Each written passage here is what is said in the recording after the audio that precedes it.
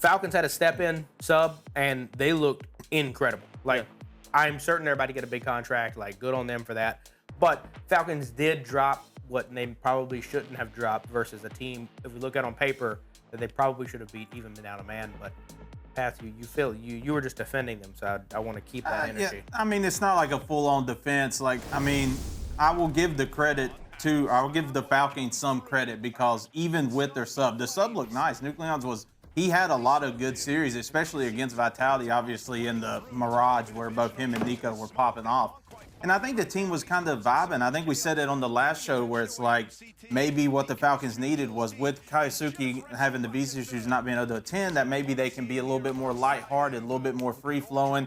Maybe Nico's not getting as upset. Now, you know, obviously with hindsight, we know that was still the case, obviously, because he's Nico. But, well, they could be relaxed and they could play their game and not really feel that pressure. But obviously when it came down to the finals, I mean, it just felt more like the Falcons' same of like, they just buckling under the pressure. I mean, Nico goes from dropping an insane amount of kills against Vitality, looking like back to his old self, top-tier master player, to just back to the same old, where they can't get a footing on anything. They just look lost.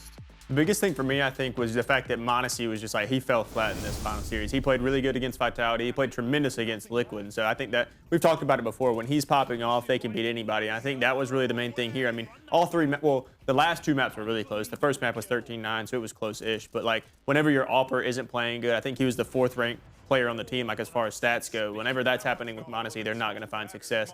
And NucleonZ, like you said, he actually played really good to be a stand-in, like especially against Vitality map 3. I mean, that's a big moment in his career right there, like a career-defining moment as he's trying to become a professional on like a major tier 1 team, trying to play the best team in the world in a decider map, and he arrived and played great on Mirage. I think it was really big for him. I think he'll probably end up getting picked up by somebody. I don't know if it'll be a tier 1 team yet, but I think people are going to look at that and be like, this guy's kind of he's got some sauce to him. We can maybe use that on our roster.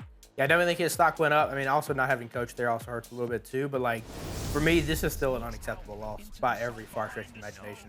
This feels like the Golden State Warriors with KD and Steph. Like, you have Nico and m0NESY, which are arguably supposed to be one of the greatest riflers of all time, maybe even one of the greatest Awpers of all time. You had them on this team, and you're missing Kyosuke, who is a great player. But like, if the peak Miami Heat are missing their 4th best scorer and they lose a game to the Charlotte Hornets, like, who cares? Like, that's unacceptable, and that's just how it feels to me. Like, no shade to Parivison, but it's one of those where it's like, you're supposed to be the best roster m0NESY has ever been able to assemble, and you have an inconvenience, don't get me wrong, but you're not losing to Vitality.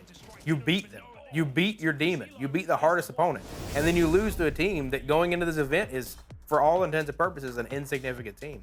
If you lose to a Spirit, it's okay. You lose to a Fury, it's okay.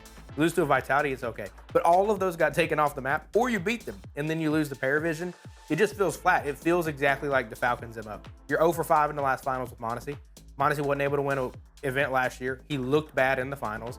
And I think at this point, we have to start questioning, like, is m0NESY a top 5 player when it matters? Can you farm in the early rounds? Can you farm in groups? Sure.